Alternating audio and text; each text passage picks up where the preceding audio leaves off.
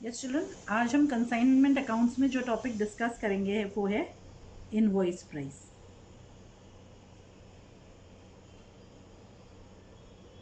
Yes, तो हम सबसे पहले समझते हैं कि इनवॉइस प्राइस का मतलब क्या हुआ।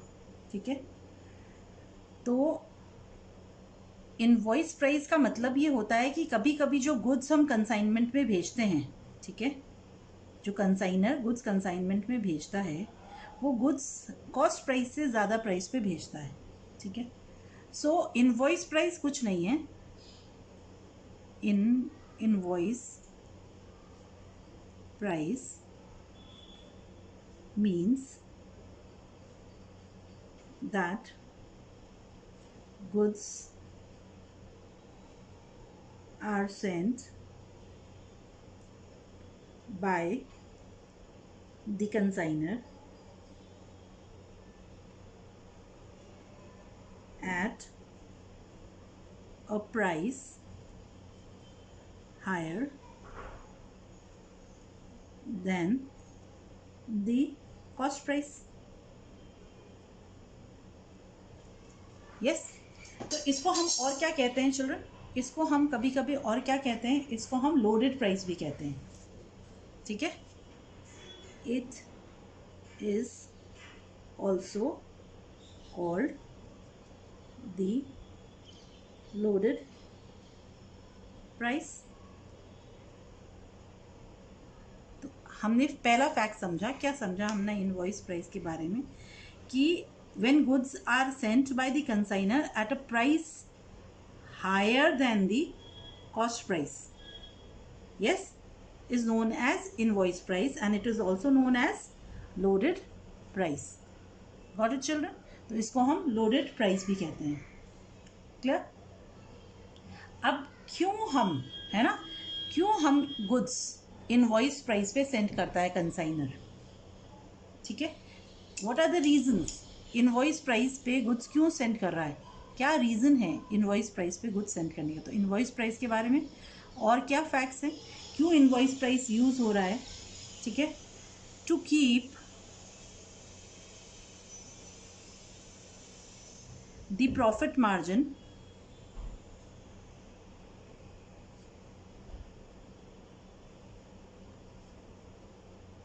अ secret from the consignee.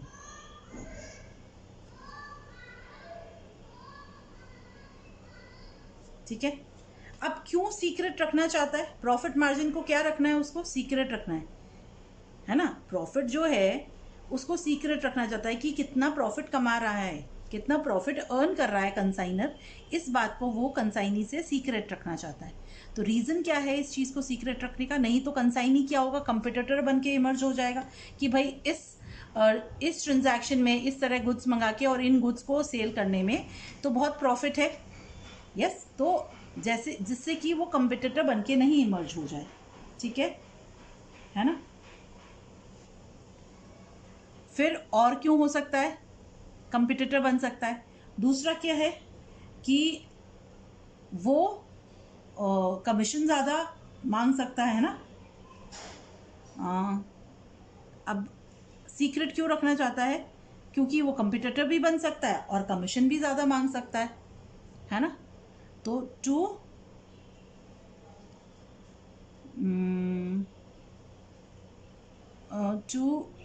Avoid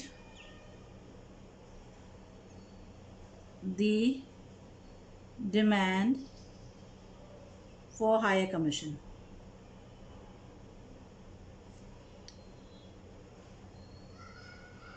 जब कंसाइनी को अगर पता हो गया कि 50 रुपीज़ पर पीस कमा रहा है, 100 रुपीज़ की चीज़ 150 में सेल हो रही है एंड 50 रुपीज़ का प्रॉफिट मार्जिन रख रहा है कंसाइनर, ठीक है, तो वो कमीशन भी ज़्यादा डिमांड कर सकता है। Got it children? यस, तो अवॉइड करने के लिए higher commission. Yes, got it, है ना। सेलिंग प्राइस और स्टॉक पे इफेक्टिव कंट्रोल रखने के लिए। क्यों? कभी कभी हो सकता है कंसाइनी को हम बोल दें कि इनवॉइस प्राइस पे ही गुड्स बेच सेल करने हैं, ठीक है ना। एंड इनवॉइस प्राइस से ज़्यादा में सेल नहीं करने, या इनवॉइस प्राइस ही सेलिंग प्राइस होगा। तो इस तरह से सेलिंग प्राइस पे इफेक्टिव कंट्रोल रख लिया, और स्टॉक पे भी। तो to keep effective control on selling price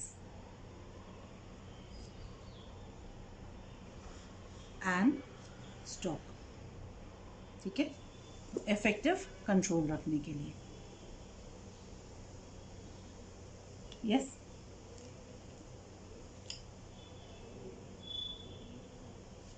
अब हम चाहते हैं कि कंसाइनर चाहता है कि कंसाइनी जो गुड्स है वो या तो इनवॉइस प्राइस पे सेल करे या अबव इनवॉइस प्राइस पे। क्यों? क्यों? ताकि प्रॉफिट, एडिक्वेट प्रॉफिट हमेशा अर्न हो, इसलिए इनवॉइस प्राइस पे सेंड किए जाते हैं। क्लियर? हमने कहा इनवॉइस प्राइस को हम लोडेड प्राइस भी देखते हैं, कहते हैं, ठीक है। नाउ हम एक एग्जाम्पल लेते हैं चिल्ड्रन, ठीक है। Let's assume cost is rupees 100. 100 is the cost of goods which are consigned to the consignor at rupees 150. That is the invoice price. Got it? So when consignor A is the consignor and sends the goods to B the consignee,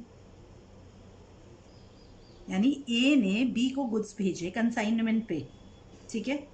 तो ए जब goods भेजता है consignment पे, तो A B को क्या देता है? एक डिस्क्रिप्शन देता है। यस। तो ए एक इनवॉइस बनाता है जिसको हम क्या कहते हैं? क्या कहते हैं?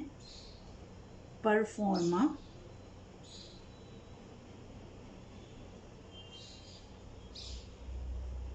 इनवॉइस। ये परफॉर्मा इनवॉइस में क्या क्या होता है? डिस्क्रिप्शन होता है,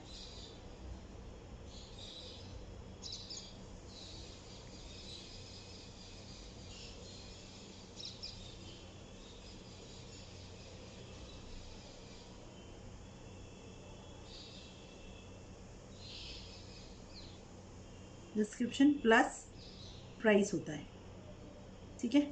तो डिस्क्रिप्शन कितना गुड्स है, क्या वैरायटी का गुड्स है, that is the description plus price होता है, ठीक है।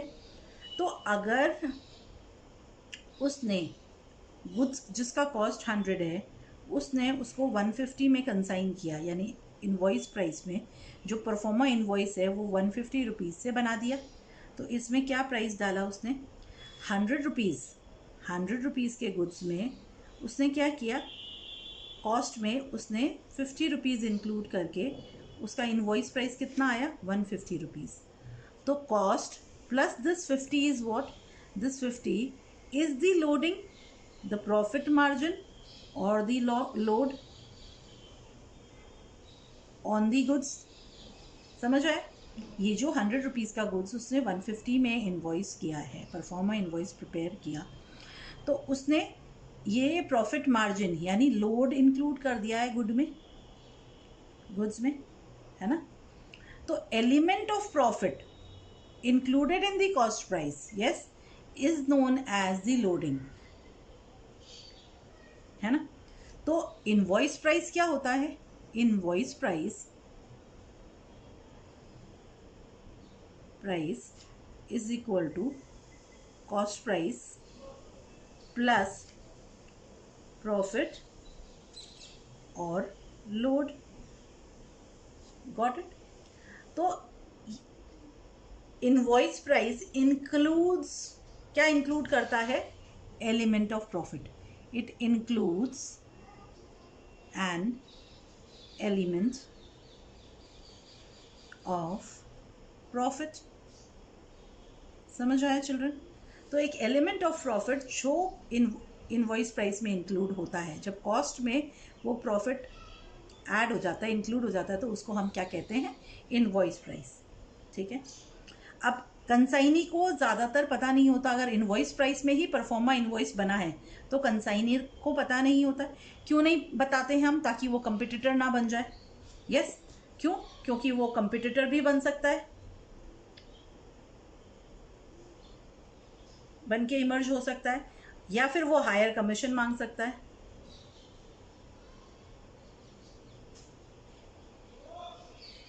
इसलिए हम क्या करते हैं, उसको बताते ही नहीं है, ताकि वो कंपटीटर ना बन जाए, वो हायर कमीशन ना डिमांड करें हमसे। क्लियर है?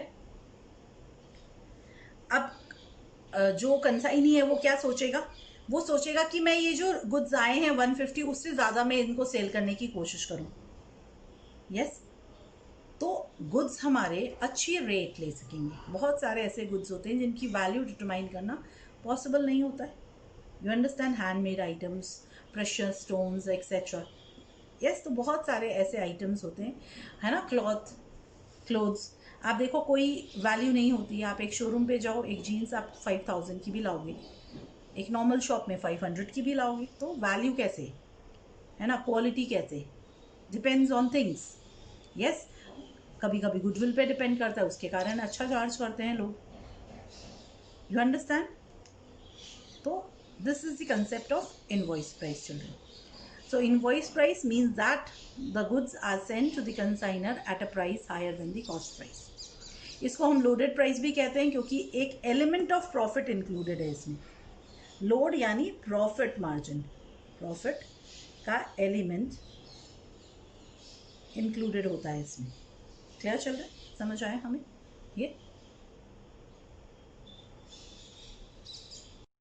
यस चिल्ड्रन, अब हम करते हैं accounting treatment when goods are sent at invoice price.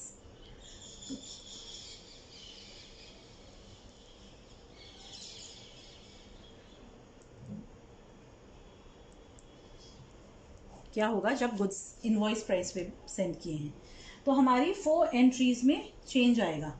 ठीक है ना। तो जब गुड्स को हम इनवॉइस प्राइस पे करते हैं, सेंड करते हैं, तो किन किन एंट्रीज, जो हमने एंट्रीज ऑलरेडी की है, उनमें से कौन सी एंट्रीज में चेंज आएगा?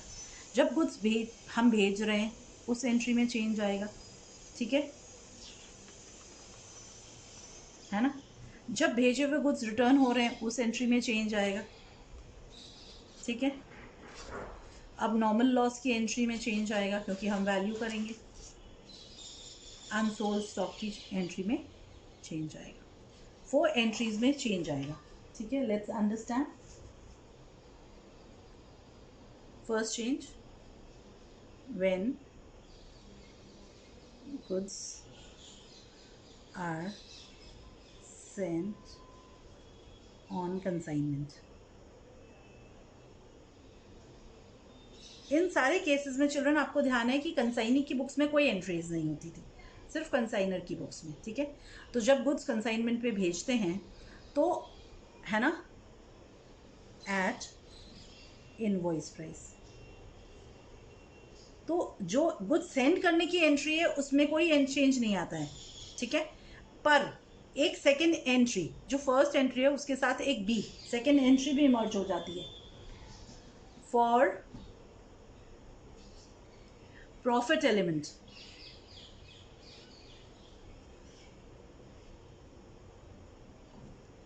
इन द गुड्स सेंट, यानी जो लोड है ना, प्रॉफिट एलिमेंट यानी लोड, लोडिंग, लोड, जो भी वर्ड हम यूज़ करें, जो गुड्स हमने भेजे हैं उसमें जो प्रॉफिट एलिमेंट है ना, उसको हम नेगेट करते हैं। कैसे करते हैं? हम रिवर्स एंट्री पास करते हैं। कैसे? Goods sent on consignment account debit to consignment account.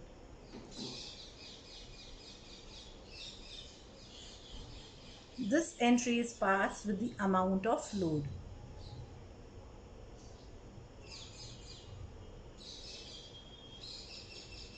यानी प्रॉफिट एलिमेंट के अमाउंट से पास। सेकेंड ट्रांजैक्शन जिसमें फ़र्क पड़ रहा है हमें, when goods sent on consignment, yes, are returned, तो reverse entry.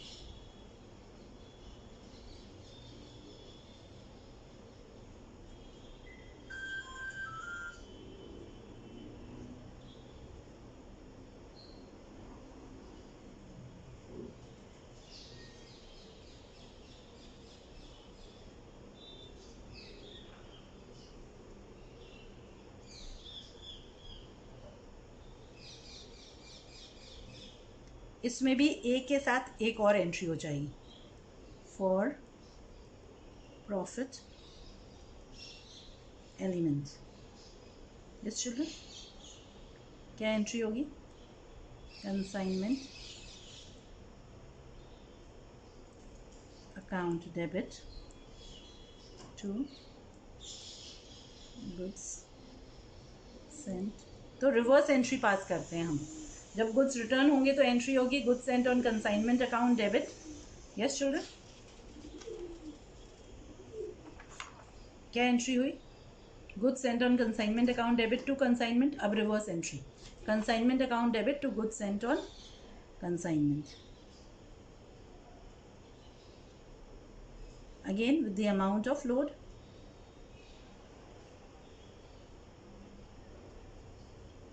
ये एंट्री पास हो जाएगी.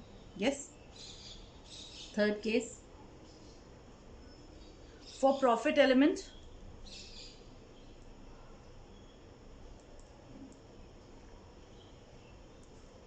इन ओपनिंग स्टॉक. अगर ओपनिंग स्टॉक में प्रॉफिट एलिमेंट है तो उसके लिए क्या एंट्री होगी, है ना? Stock reserve account debit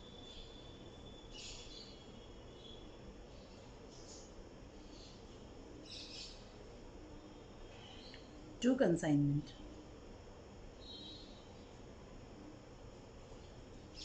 Yes, again with the amount of load.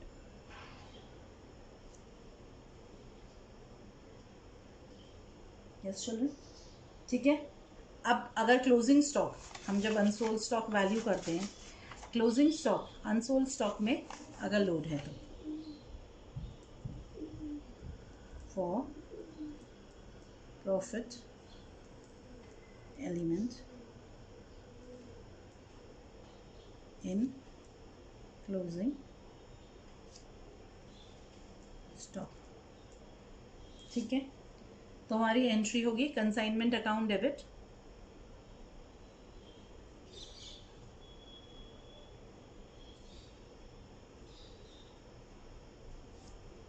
To unsold to stock reserve. Yes.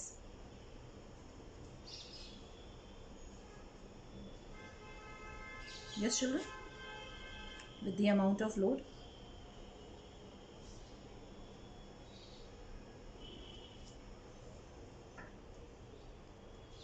And अगर अबनॉर्मल लॉस होता है और उस अबनॉर्मल लॉस में हमारा ट्रीटमेंट इनवॉइस प्राइस पे हो रहा है, तो वो अबनॉर्मल लॉस की जो वैल्यूएशन हम करेंगे, उस अबनॉर्मल लॉस में भी अगर हमने वैल्यूएशन इनवॉइस प्राइस पे की है, अबनॉर्मल लॉस की वैल्यूएशन, ठीक है, तो अबनॉर्मल लॉस में जो प्रॉफिट एलिमेंट इंक्लूड होगा उसके लिए फॉर प्रॉफिट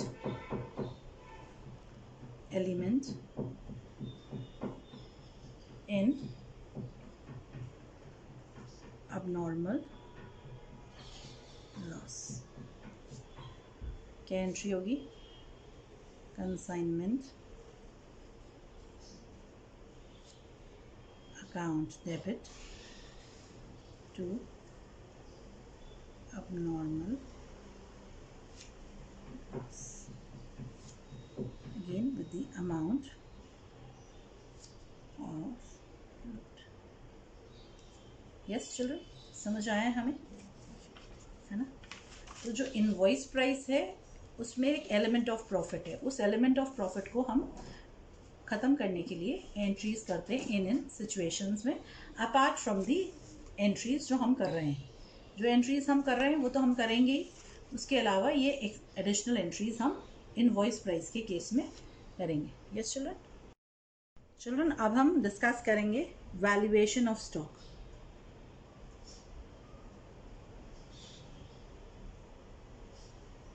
ठीक है, आपको पता है स्टॉक यानी कंसाइनमेंट स्टॉक, क्लोजिंग स्टॉक जो होता है, अनसोल्ड स्टॉक जिसको हम बोल सकते हैं, या क्लोजिंग स्टॉक या कंसाइनमेंट स्टॉक जो होता है, कंसाइनमेंट पे जो स्टॉक है ना, that is the proper term, unsold stock या कंसाइनमेंट स्टॉक। तो कंसाइनमेंट स्टॉक या अनसोल्ड स्टॉक हमेशा वैल्यू कैसे होता है, कॉस्ट और मार्केट प्राइस, यही नियम है। Yes, this is the rule, which ever is lower.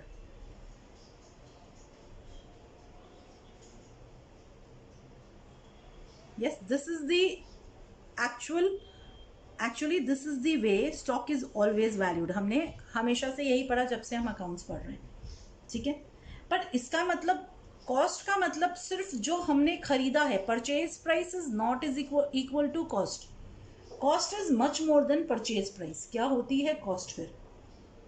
ठीक है, तो कॉस्ट और मार्केट वैल्यू, या फिर आप इस मार्केट वैल्यू को आप क्या बोल सकते हो, net realisable value. Market value की जगह हम ये टर्म भी यूज कर सकते हैं, नेट रियलाइजेबल वैल्यू। ठीक है, whichever is lower. Final accounts के टाइम भी हमने यही प्रिंसिपल फॉलो किया है। ठीक है, अब इन केस ऑफ कंसाइनमेंट हम समझते हैं कॉस्ट का मतलब सिर्फ कॉस्ट ऑफ गुड्स नहीं है, यानी परचेज प्राइस नहीं है। कॉस्ट में हम क्या क्या इंक्लूड करेंगे, जो एक्सपेंसेस हमने इनकर की है ना, गुड्स को कंसाइनर से कंसाइनी तक पहुंचाने में। ठीक है, कंसाइनर से कंसाइनी तक जब पहुंचे गुड्स, तो जो भी purchase price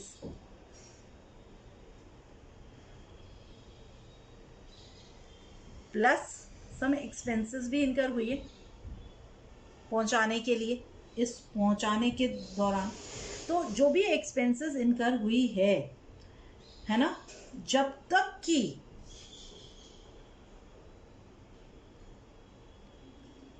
till the goods reach consignees godown. ठीक है, कंसाइनी के गोडाउन तक पहुंचने के लिए जो भी एक्सपेंसेस इनकर हुई है वो सब परचेज प्राइस में जुड़ती है, and that becomes my cost. ठीक है, तो कॉस्ट क्या होता है, purchase price plus expenses incurred till the goods reach consignee's godown. ठीक है, तो आपको पता है अब इसमें गोडाउन में पहुंचने के बाद कुछ एक्सपेंसेस करता है कंसाइनी, जैसे गोडाउन रेंट देता है, कोई स्टाफ रखता है उनकी सैलरी देता है, एडवर्टाइजमेंट एक्सपेंसेस, उनको नहीं मैंने इंक्लूड किया। हम किनको इंक्लूड करेंगे, गोडाउन तक पहुंचाने के लिए गुड्स को कंसाइनी जो भी खर्चे करता है वो इंक्लूड होंगे। क्लियर चिल्ड्रन, समझ आइए ये चीज़ हमें? यस, अंडरस्टूड है। तो हम कैसे वैल्यू करेंगे, यस, अनसोल्ड स्टॉक को, है? अगर आपको कुछ नहीं गिवन होगा, है ना, तो आप हमेशा ध्यान रखना कंसाइनी की एक्सपेंसेस में स्पेसिफिकली नहीं मेंशन्ड है, तो हम अज्यूम करेंगे कि उसने कोई भी ऐसी एक्सपेंस नहीं की है गुड्स को गोडाउन तक पहुंचाने के लिए, अगर नेचर ऑफ एक्सपेंसेस नहीं गिवन होगा। तो हम कैसे निकाल सकते हैं, परचेज प्राइस बोलूँ मैं उसको, परचेज प्राइस ऑफ कंसाइनमेंट, इसको परचेज प्राइस को कभी कभी कॉस्ट भी बोलते हैं, कॉस्ट, है ना। फिर कॉस्ट में आप कंफ्यूज हो गए तो मैं कॉस्ट वर्ड नहीं यूज़ करके मैं परचेज प्राइस वर्ड यूज़ करूँ, purchase price of consignment goods.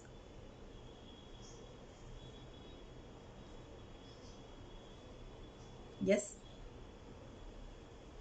इसमें हम क्या ऐड करेंगे, we'll add non recurring. Consignor की एक्सपेंसेस सारी ही नॉन रिकरिंग नेचर की होती है, फिर भी हम ये यूज़ कर लेते हैं वर्ड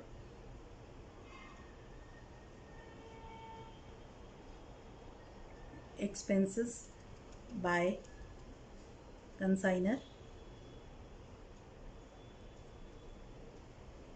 कंसाइनी। नॉन रिकरिंग मतलब जो नॉन रिपीटेटिव है, नॉन रेगुलर, है ना। अब जब गुड्स भेजेगा तो नॉन रिकरिंग एक्सपेंसेस कौन सी हुई? पैकेजिंग, फ्रेट, कार्टेज, है ना। ऐसी एक्सपेंसेस नॉन रिकरिंग नेचर की हो गई।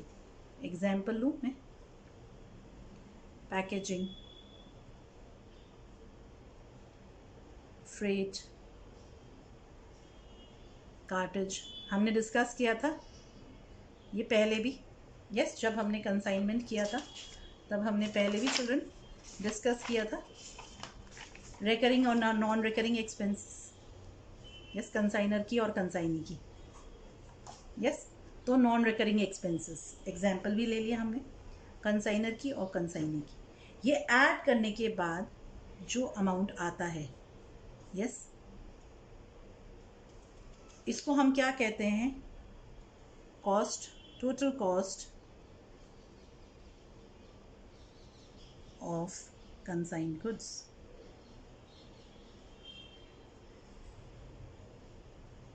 ठीक है। अब अनसोल्ड स्टॉक कैसे निकालेंगे हम? Value of unsold stock is equal to total cost of consigned goods upon total unit into unsold units। तो हमें क्या मिल जाएगी? Value of unsold stock. Understood है चिल्ड्रन? यस। हम अब दूसरा टॉपिक जो हम समझते हैं, कमीशन।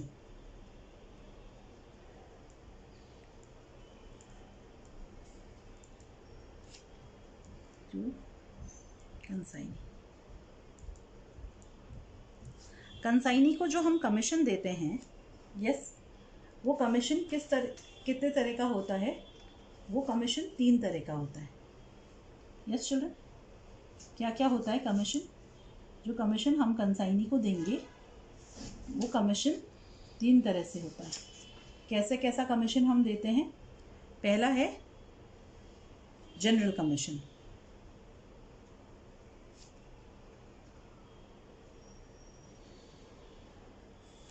फिर है डेल क्रेडिट कमीशन,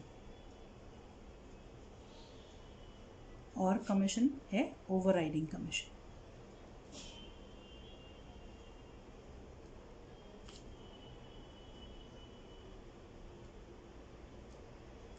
ठीक है, इन 3 तरह का कमीशन हम कंसाइनी को देते हैं। अब ऑर्डिनरी या जनरल कमीशन क्या होता है? ठीक है, जनरल कमीशन या ऑर्डिनरी कमीशन क्या होता है? ये वो कमीशन है जो ऑर्डिनरी है ना, fixed percentage of the gross sales. ये क्या है? Fixed percentage of the gross sales होती है जनरली। ठीक है, तो जो सेल्स प्रोसीड्स होती है उसका एक फिक्स परसेंट डिसाइड हो जाता है। इसको जनरल कमीशन या ऑर्डिनरी कमीशन भी कहते हैं हम। Clear children? अब डेल क्रेडिट क्या है? कभी कभी सेल्स को इंक्रीज करने के लिए हम कंसाइनी को, कंसाइनर एनकरेज करने के लिए क्या कहता है कि आप क्रेडिट भी सेल्स कर सकते हो।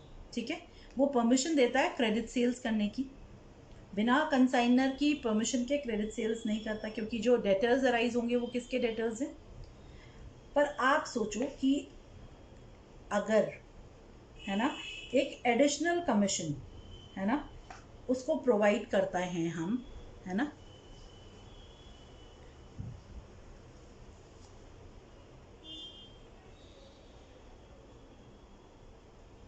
ठीक है ना, इसलिए प्रोवाइड कर रहे हैं, provided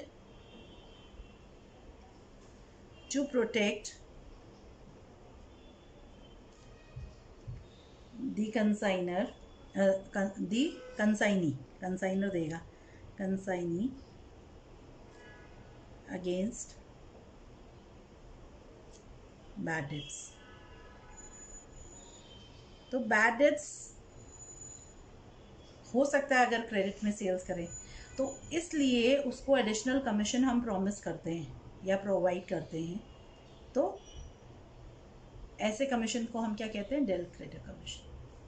overriding commission, overriding commission क्या है? Extra commission. एक्स्ट्रा कमीशन क्यों दे रहे हैं हम ये? ठीक है, टू प्रमोट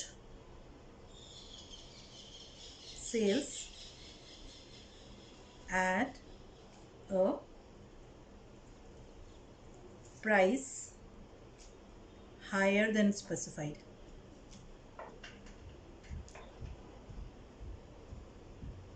समझे इसको? हमने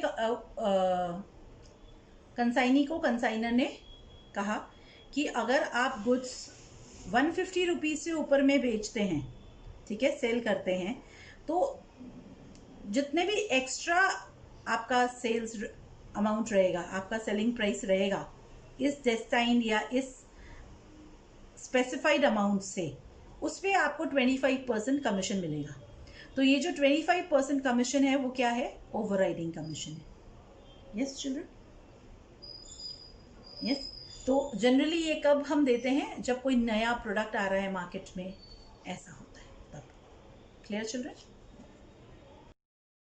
यस चिल्ड्रन, हम ये क्वेश्चंस देखते हैं, कुछ स्मॉल क्वेश्चंस, जिससे हम वैल्यूएशन ऑफ अनसोल्ड स्टॉक समझते हैं। Arun consign 200 swing machines to Varun, of which the cost is rupees 1200 each. The invoice is made up to show a profit of 25% on sales. Expenses incurred on sending the machines amount to rupees 10,000. Calculate the value of stock at invoice price if 25 machines remain unsold. ठीक है, simple है, करेंगे question. ठीक है, 11th short question है ये,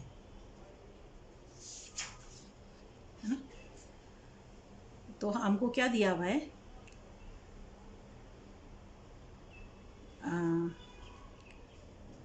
cost per machine, machine कितना है? रुपीज़ 200 गिवन है। ठीक है, नंबर ऑफ मशीन्स कितनी है? कितना है? Cost per machine is 1200, number of machines 200 given है। यस चिल्ड्रन, फिर क्या बताया हमें? प्रॉफिट कितना है, यानी लोड कितना है? लोडिंग कितना है? 25% on sales, which comes to, है ना, 25% ऑन सेल्स है, तो it comes to 25/75 on cost. Yes, that is 1/3 of cost. आता ही आपको निकालना आता है, हमने पहले भी किया है ये चीज़। ठीक है, कैसे करते हैं हम? सेल्स अगर 100 है तो 25% प्रॉफिट है उसका, तो कॉस्ट कितना हो गया? 75 हो गया, तो 25/75 ऑन कॉस्ट ही हमारी लोडिंग है। क्लियर चिल्ड्रन, है ना? ये हमारा निकल गया। अब अनसोल्ड स्टॉक कितना है? अनसोल्ड स्टॉक है 25 यूनिट्स। क्लियर चिल्ड्रन, हमने अभी समझा था कि हम अनसोल्ड स्टॉक कैसे निकालते हैं। तो सबसे पहले हम देखें परचेज प्राइस कितनी है? Purchase price of 200 machines is equal to 1200 into 200। एक मशीन की 1200, तो 200 मशीन्स की 2,40,000। यस, हम इसमें ऐड करते हैं, क्या ऐड करेंगे हम ऐड करेंगे सबसे पहले non recurring expenses,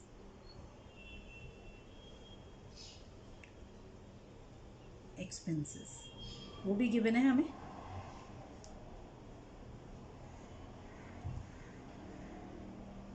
expenses bye consignor, आपको ध्यान रहे कंसाइनर के सारे एक्सपेंसेस नॉन रिकरिंग ही होते हैं, ठीक है। कितना है 10,000। हम इसमें और क्या ऐड करेंगे, हमें इनवॉइस प्राइस पे निकालना है, उन्होंने हमसे इनवॉइस प्राइस पे मांगा है, तो हम लोडिंग ऐड कर दें। लोडिंग हो गई 25/75 into my cost 2,40,000। Yes children, तो कितनी आई 80,000 रुपीज़। टोटल कितना हो गया 3,30,000। ये क्या आया मेरा टोटल कॉस्ट। अब क्या आता है, value of unsold stock is equal to total cost upon total units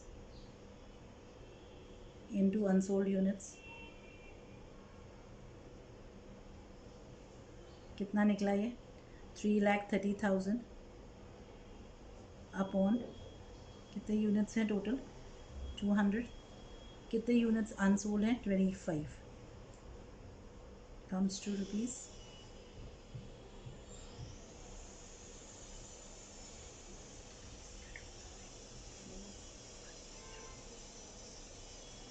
got it children. Yes, एक और क्वेश्चन देखें। C consign goods costing ₹70,000 to D at proforma invoice price which is cost plus 1/8 profit on selling price. On selling price है, cost पे निकालनी पड़ेगी हमें। Yes, D spent ₹2,000 on carriage and ₹1,000 on advertisement. तो consignee के हम non recurring expenses लेंगे, recurring expenses नहीं लेंगे, ठीक है। 1/10 of the goods are destroyed and 1/4 of the remaining goods remain unsold, ठीक है। तो 1/10 अगर डिस्ट्रॉय हो गए तो कितने बचे, रिमेनिंग कितना है 9/10 है। Yes children, calculate the value of stock at invoice price. Again invoice price पे निकालना है हमें, ठीक है। क्लियर। हम नेक्स्ट क्वेश्चन देखते हैं। तो हम उसी तरह देख लें। तो कॉस्ट कितना है,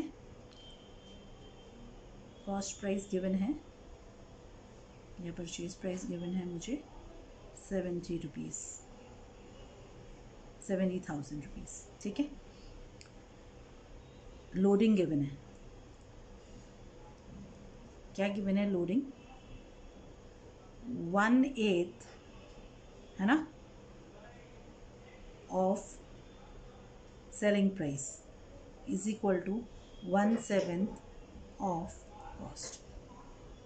कितनी निकलेगी ये हमारी 1/7 of cost, 1/7 into 70,000 comes to ₹10,000। Yes children, आ गया ये। अब हमें क्या गिवन है, नॉन रिकरिंग एक्सपेंसेस लेने हमें।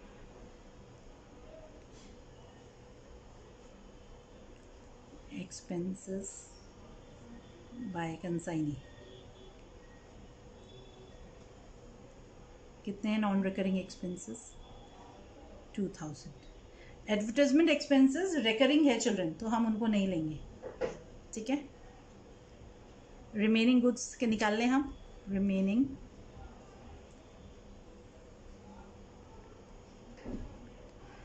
Goods is equal to 1 - 1/10 comes to 9/10, ठीक है। अनसोल्ड स्टॉक है 1/4 of remaining.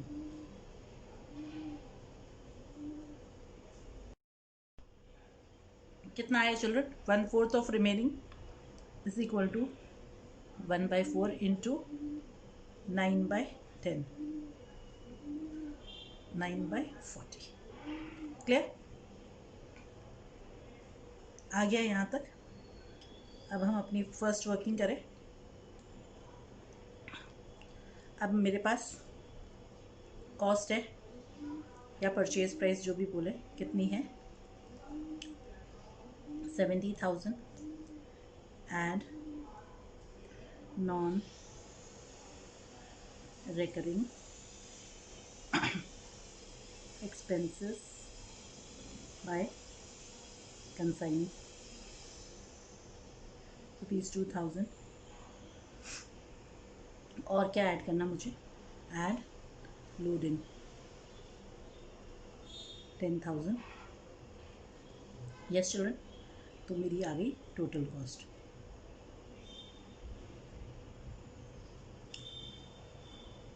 $82,000। Got it? Value of unsold stock